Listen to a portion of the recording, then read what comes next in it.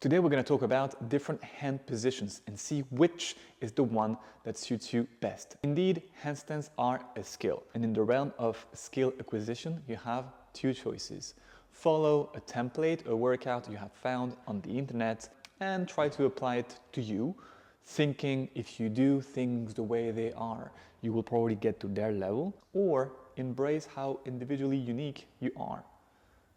Your background, your body, your anatomy, your flexibility, your strength, what resonates with you, what doesn't. I am obviously a huge believer of the second approach, and I have been pushing it for the last 10 years. And in that approach, we look at you as a unique individual and we refine each part of the handstand so that we design a bespoke handstand for you, one that maximizes your chances at holding it consistently on demand in the middle of the room. Your hand position is one of these variables we're going to have to tweak. And today I'm going to introduce you to 4 different hand positions. The one we start with as a beginner in the first 2 years of practice. And if you've never done that before, you're going to find this extremely valuable. Now, this is not to give you a quick fix though. Remember the logic before. I want you to use that as an inspiration that you're going to then tweak month after month to find eventually the perfect hand position for you. I will first show you the 4 hand positions and explain to you the pros and the cons of each. And then I will show you how to assess which one is the winner for you. For each hand position, 3 things are going to be extremely important for us. 1, the amount of feedback we get from this position. Can you feel better or not? The weight changes in your hands as you move your shoulders across the hands. Do you feel this hand more anchored? Do you receive more sensory information from the floor in one position versus the other? This, of course, is going to be extremely important because the more information you perceive through your hands and the better you know where you are in space and the more accurate your balancing becomes. Second, the amount of pushing power. When it comes time to use your fingers, we may have to select a hand position in which you feel extremely strong using your fingers, especially if we see that you tend to not push hard enough and bail way too often.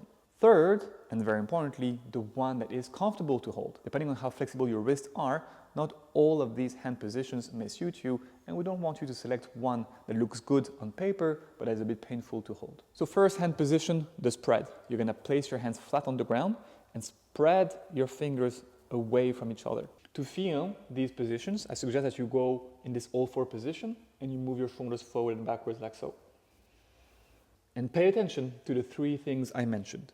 1, what kind of feedback do you feel as you move your shoulders over the hands and away from them?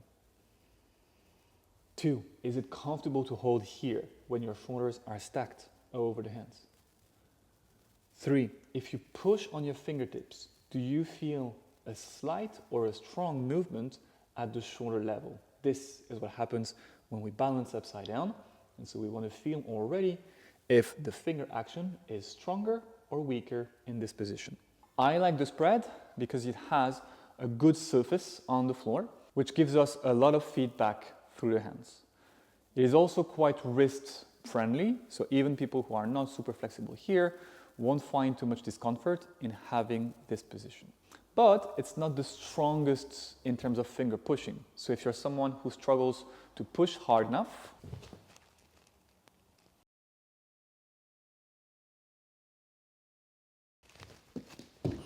well then maybe this is not the one for you. Next, we have the dog hand. So we're gonna place our hands flat on the ground, but this time bring your fingers together. Same idea, we move forward and backward with the shoulders, and we assess how comfortable it is. We assess the feedback we get, and you will notice that already the weight pours into different fingers in different ways than the one position we had before. And 3, how strong your finger pushing is here. And quite noticeably, you will feel that this position is much stronger than the other. So while we don't have as wide a surface covered by the fingers, I like this position because we feel quite strong pushing, in part because we can use the ring finger and maybe even the baby finger to help us push on the floor, versus in most hand positions, we usually use mostly the index and the middle finger. 3, the spider. You're gonna place your hands on the floor, spread your fingers apart, but bend them slightly or heavily. From that position, we're gonna try to bring the first knuckles, it's this part here of the hand, down towards the floor. So flat, apart, bent. I lean forward and backwards.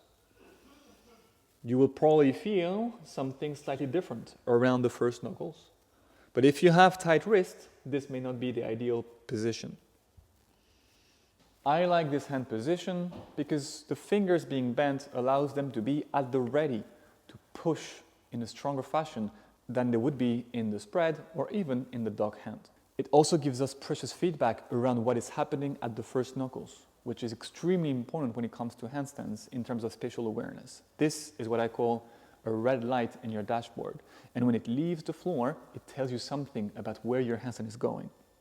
So having increased awareness and feedback from that area is quite a precious tool. However, bending the fingers, that's so maybe a bit spicy on your wrist, and it's not gonna be adequate for everyone.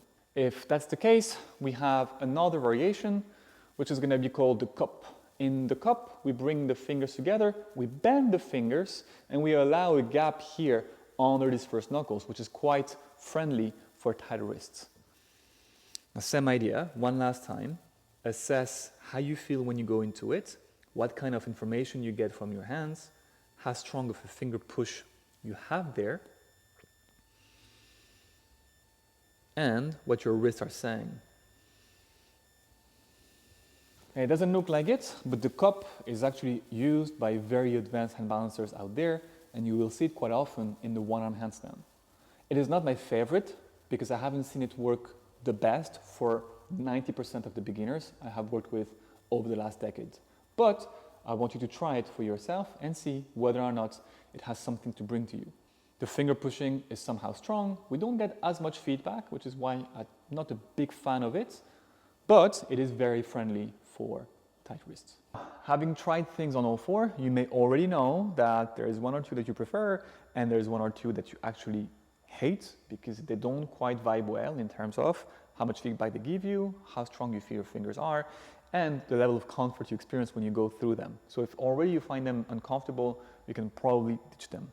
Now, the assessment to make sure that we are really betting on the right horse. We're gonna kick up against the wall and we're gonna assess the following things. How easy it is for you to take off the floor by pushing on the fingers. This is where we reassess the whole finger pushing strength of the position. 2, how precise your sensations are when you perform your push and relax pattern that allows you to float off the wall. If you're a beginner, going off the wall and back to the wall. If you're a bit more advanced, trying to float your way off the wall for longer and longer. Some positions will allow you to be very precise in the way you navigate your way between the wall and this midday here positions. Others, not so much, and you will feel that your sensations are a bit blurry. In a nutshell, how long can we hold it off the wall? Ideally, you also want to try, if you're a bit more advanced, how late you feel you can push in that position. Meaning, in a last-ditch scenario, when you're on the verge of bailing, which position makes it possible for you to keep fighting and refuse to fall? So you're gonna kick up in the remaining contenders. Place your fingers and your hands in the desired position and assess how easy it is to take off and how easy it is to balance here. My suggestion, go for 3 sets in one position, shake it off, and go for 3 more sets in the next position. Now for the third assessment, 2 ways to do it. For the third assessment, 2 ways to do it. You can go chest to the wall,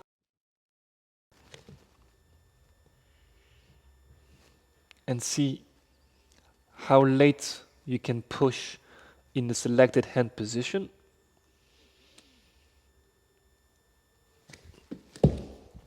Before you have to bail, or you can do the same thing without any wall or further from the wall. Same idea, We're not trying to balance, we're trying to fall. But how slow can we fall? How much can we delay the fall? That is the question.